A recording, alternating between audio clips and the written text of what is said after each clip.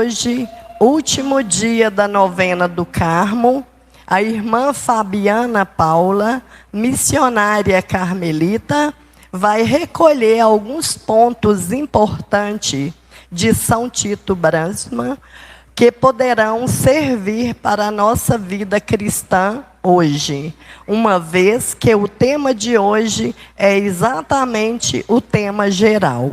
São Tito Brasma, um testemunho de santidade para os nossos dias.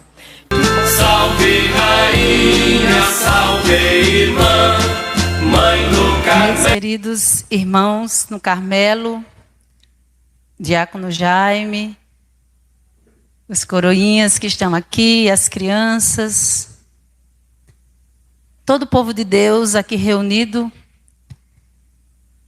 Que alegria estarmos aqui nessa noite, para a gente terminar a nossa novena em honra a Nossa Senhora do Carmo. E eu começo dizendo, bem-aventurado Francisco, bem-aventurado Papa Francisco, que trouxe para nós, trouxe para a tela da nossa Igreja Católica, nesses tempos em que nós estamos vivendo, o testemunho tão bonito do Tito Brasma, nosso irmão do Carmelo. Bem-aventurado Francisco, que trouxe para nós este santo, que diz que é possível também a gente alcançar a santidade e a integração da vida dentro da nossa família, do nosso trabalho, da universidade, da nossa mística da vida. Bem-aventurado Francisco. Bem-aventurada a Ordem do Carmelo, que tem como irmão este irmão que se misturou ao sangue de Cristo crucificado para dar a sua vida livremente por amor ao seu povo e por amor da verdade. Bem-aventurada seja a nossa ordem carmelita por ter esses dois grandes santos, que é bom lembrar que nós temos uma outra santa chamada Teresa Benedita da Cruz, ou Edith Stein, uma filósofa alemã de origem judia, que também no dia 9 agora de agosto, que é o dia dela, mas no dia 9 de agosto de 1942, num campo de concentração na Polônia, também foi morta, defendendo o seu povo judeu. Mesmo de origem, mesmo nascendo na Alemanha, a filósofa Edith Stein, uma mulher doutora em filosofia, que tinha tudo para deslanchar na sua carreira, assim como Tito, esse grande homem, que o Frei Geraldo começou a novena nos lembrando que ele era um homem muito familiar, que escrevia cartas bonitas para a sua família, que tinha um coração mole para falar da sua família, escrever cada detalhe que se passava, queria saber até se as vacas estavam comendo. Mas era um grande intelectual, que poderia ter ficado simplesmente no aconchego e na mordomia da universidade, ganhando um bom dinheiro. Mas não. Quis entregar sua vida por amor. Simplesmente por amor. O amor encarnado, o amor concreto e o amor exigente de dar a sua própria vida. O Frei Geraldo também nos lembrava, nos dias que ele falou, que o Frei Tito tinha uma personalidade muito forte, para lembrar para a gente que ser santo não é alguém que vive olhando para baixo com a cara de amém, com a saia lá embaixo, ou uma roupa lá embaixo, que não cumprimenta as pessoas, que não liga com a dor do irmão. Não. Tito era forte de personalidade. para dizer: todos nós temos os nossos arranques, nossas trevas, mas quantas luzes tem dentro de nós. E assim Deus nos escolhe. Que bonito para a gente poder perceber isso. Ontem o padre Paulo Giovanni nos lembrava isso ainda. É possível ser santo nos nossos dias. Porque ser santo não é a gente se extrair da realidade que nos cerca. Exatamente o contrário. É a gente colocar o chão da realidade, da vida onde nós estamos. Para colocar o evangelho na vida da gente. Contemplar a vida de Frei Tito é ter realmente sobre o alcance dos nossos olhos uma vida mística, como nos lembrava tão bem o nosso Dom Jorge, que fez aqui uma homilia que a gente saiu com o coração ardendo. Nossa Senhora, que palavras fortes, que parece que entrava cada uma delas. O coração da gente ardia como os discípulos de Emaús. Mas também quantas inquietudes ele nos trouxe em nos lembrar que Tito foi todo de Deus, mas todo do povo. Que a sua vida se misturou no sangue, na dor do holocausto. E o que foi o holocausto? Aproximadamente 6 milhões de pessoas foram mortas em nome de uma raça pura, de uma intolerância, quando o povo judeu ajudou na Primeira Guerra, lá nos alemães. Ajudaram de frente, mas mesmo assim, Hitler decidiu que eles eram traidores. E matou judeus, ciganos, soviéticos, mulheres e homens que se colocaram contra a política de extermínio dele. E essas duas testemunhas do Carmelo foram uma delas. Duas. Tito e Edith. E eu pergunto para nós hoje, quando a gente contempla antes de ontem, quando o Frei Carlos fez a via sacra de Tito nas prisões. Eu disse para ele hoje: Frei, é como se fosse um soco nas entranhas de ver alguém, um ser humano, ter a coragem de chutar outro, porque o pé estava sujo. Ter a coragem de cuspir, de agredir, de deixar com fome no século 20. Foi um dia desse. Dá um soco nas entranhas da gente. Mas o pior, minha gente, é que os holocaustos continuam acontecendo. E muitas vezes nós nos calamos. A gente fala tanto na dimensão do reinado de Jesus. Quando a gente estuda a Bíblia com Frei Carlos, ele diz que Jesus é chamado de rei apenas uma vez. Ou talvez 2, quando Pilatos pergunta. E ele diz: tu o dizes. E a gente gosta de coroá-lo, de trazer ele como rei. Mas ninguém tem uma paróquia, nenhum eu conheço. Jesus profeta. Porque o profetismo é algo que nos amedronta. É algo que nos tira do nosso chão. É algo que às vezes não nos dá status, amigos. E às vezes até somos abandonados. Mas hoje, no próprio Evangelho, Jesus vem de novo transgredir a lei dos judeus para dizer: não há necessidade, não há lei para a fome, não há dia para socorrer, não há nenhum empecilho de olhar para o ser humano como um ser humano, seja ele quem for. Então os holocaustos continuam acontecendo. E vou lembrar para vocês alguns. No Brasil, Diariamente morrem jovens negros nas favelas brasileiras. E muitas vezes as balas perdidas são sempre achadas numa criança negra, que não são bandidas, como a gente costuma dizer, numa mulher grávida, no Amarildo, que morreu lá em Sergipe pela Polícia Federal. Isso são os holocaustos de hoje.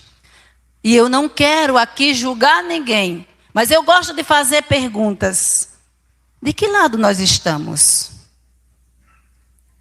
O que a gente acha dessas mortes que estão aí sobre a tela do Brasil? Elas nos incomodam? Elas nos falam algo como cristãos católicos? Ou a gente escuta na televisão e diz era negro, como eu já escutei de uma pessoa que não foi aqui em Unai, dizer, Marielle foi morta, né? Mas ela era lésbica. Ela defendia bandido. A Marielle Franco era uma vereadora que lutava pelos pobres, pelos negros, pelas causas das pessoas mais pobres lá do Rio de Janeiro. E quem foi que matou a Marielle? Quem é que sabe? E o que a gente acha disso? Pois é, Tito, ninguém sabe. Homem dos olhos verdes, que a gente olha todos os dias, parece que o olhar dele penetra o nosso coração e nos provoca um testemunho de santidade para os nossos dias. Qual é a santidade que nós estamos testemunhando no nosso tempo de hoje? O que a gente está fazendo para que os holocaustos de hoje não aconteçam mais? Ou a gente acha tudo normal? Como eu disse, o Frei Tito Brandsma, Edith Stein, poderia ficar no conforto das universidades europeias, que pagam muito bem aos professores e que valoriza professor, e eles não ficaram, eles quiseram dar a vida. Livremente. Livremente. E eles sabiam que poderiam ser perseguidos. E foram mortos. Então, minha gente, ser profeta, profetiza, santo e santa nos dias atuais é a gente defender a vida. E que se diga em alto e bom tom, em nome de Jesus de Nazaré. Se os freis carmelitas que aqui moram, que escreve, que fala,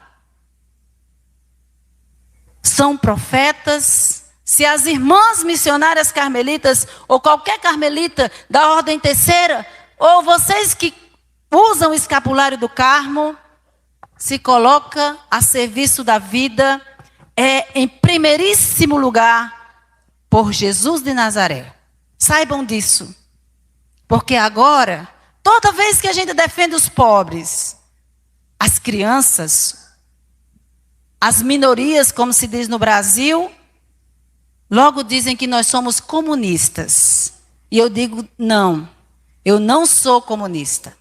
Eu sou oriunda, ou seja, seguidora de um profeta chamado Jesus de Nazaré, que morreu torturado, preso, condenado por um regime político, econômico e religioso do seu tempo.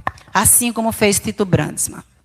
Tito foi um outro Jesus. Eu não tenho nenhum medo de dizer isso, de compará-lo ao Cristo.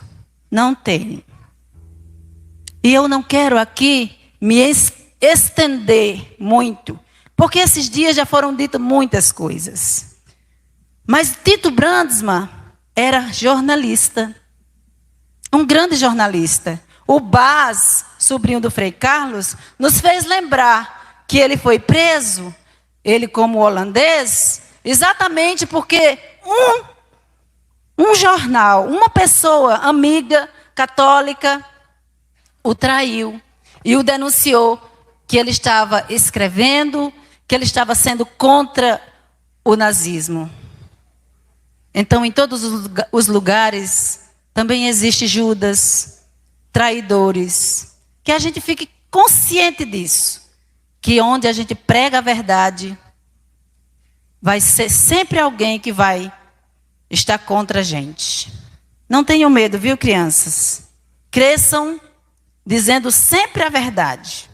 Que vocês nasceram com o germe da verdade. A criança é pura, é autêntica. Esses dias eu ia para casa e uma criancinha do meu lado. E eu perguntei para ela: Maria Vitória, o que é que você jantou hoje na quermesse? Aí ela disse assim: comi um cachorro quente, o resto de canjica do meu pai e o resto de pastel da minha mãe. Eu disse: vixe Maria, tu comeu só o resto, não foi? Ela disse: foi o que sobrou. A mãe disse: meu Deus, minha filha, a irmã está pensando que nós somos mão de vaca. Eu disse: eu entendi tudo. Então a criança é para nós esse modelo de verdade. Oxalá se a gente crescesse com esse coração verdadeiro, transparente, capaz de dizer o que a gente sente. Mas crescer também na fé, no profetismo, na coragem de ser verdadeiros cristãos. E já para finalizar, eu gostaria de terminar essa minha reflexão entregando alguns símbolos. E eu gostaria de chamar aqui a Cristina e o esposo dela, que são dos casais de Nova União, que eu acompanho. Vocês não vão dizer nada, só vão receber um símbolo. O André e a Mariana, 2 jovens que se tornaram meus amigos. E o André disse para mim que ele era evangélico, se tornou católico porque viu uma missa de Frei Carlos. E eu fiquei muito emocionada. Pode vir aqui.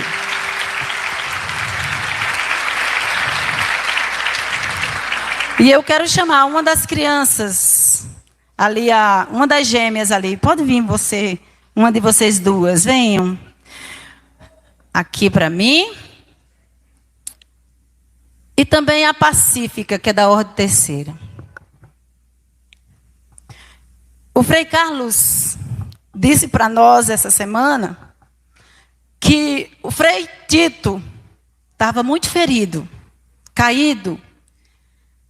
E olhou para o Frei Rafael, que era irmão dele, e disse: Rafael, tem debaixo do meu braço a Eucaristia. Para muita gente, Tito poderia estar fazendo até uma aberração. Colocar a Eucaristia debaixo, como a gente diz, do sovaco. Mas Tito quis dizer que Jesus se mistura com nossas dores, com a nossa humanidade, ferida, cansada, sofrida. E não importa que condição a gente tenha, Jesus se mistura conosco, inclusive na Eucaristia. Amem e façam o que vocês quiserem.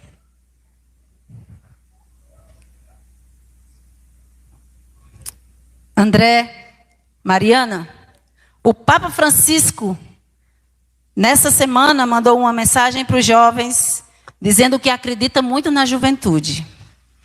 E ele disse que espera que a juventude construa um mundo novo, de esperança, de ousadia e também de profetismo, de mulher e homem. Quando a gente entrega um livro desse para vocês dois, da vida de Tito, nós estamos dizendo: a gente acredita mais no amor, na leitura, nos livros, do que nas armas. E façam a juventude de Unai e do mundo acreditar nisso. Que a gente só vai mudar o mundo pela educação que salva, que ama, que acolhe e que respeita as pessoas. Pacífica, o seu nome já diz, Pacífica. Quando Tito entregou o terço à enfermeira. No fundo ele estava dizendo: não mate mais. Não mate mais. Converta o seu coração para o amor. Eu estou entregando este terço para você que é da devoção mariana, a ensinar que Nossa Senhora foi uma mulher muito autêntica, missionária, peregrina, que subiu na cadeira, cantou o Magnífica e construiu a paz. É pela paz que a gente vai chegar aos corações.